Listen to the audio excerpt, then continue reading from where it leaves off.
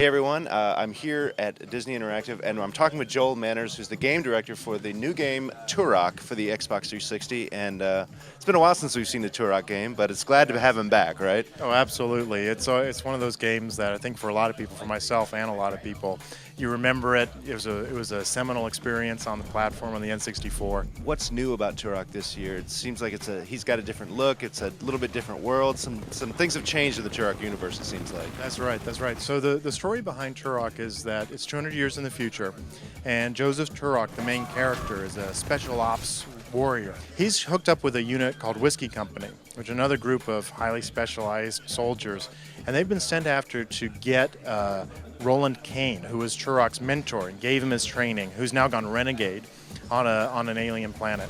So as the ship approaches, it is shot down by Kane's defenses, and you crash land on the planet, crawling from the wreckage, only to discover that the planet has some native denizens. The dinosaurs can be foes, of course. You'll be fighting them, but you can also use them against your common enemy, right? That's absolutely correct. When the enemy soldiers see those dinosaurs, they react the way that I would react.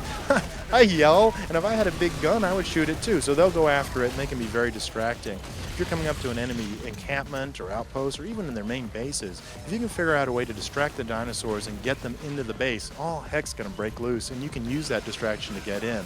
And in some situations, you get to see the full circle of life going on, right? With the little guys getting eaten by the bigger guys, by the bigger guys, by the bigger guys, and there's soldiers running around desperately trying to get out of the way in the middle of it. And then, of course, Turok's the biggest guy because he's got all sorts of guns. We got to know about all the weapons in the game. Right. No, there's a wide arsenal because what we really wanted to support is the players could play how they wanted to play.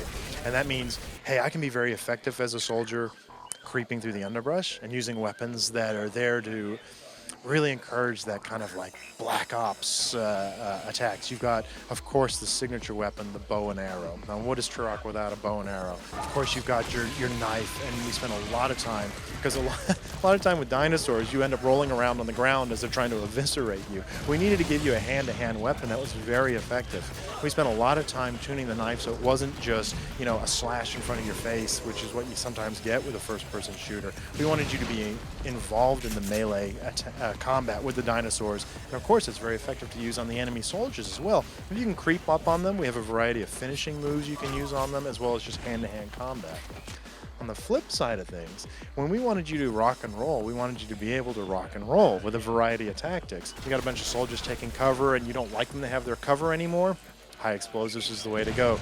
Precision weaponry, heat-guided weaponry, it's all there. So although, this is 200 years in the future, we wanted to make sure that what you had was grounded in reality so you can instantly understand what you're doing and yet take it to that next level of, yeah, that's where that type of weapon would go in a few years. Yeah. Cool. Well, the game is really looking great. Can't wait to play it. When's it coming out? It's going to be coming out in the first quarter of 2008.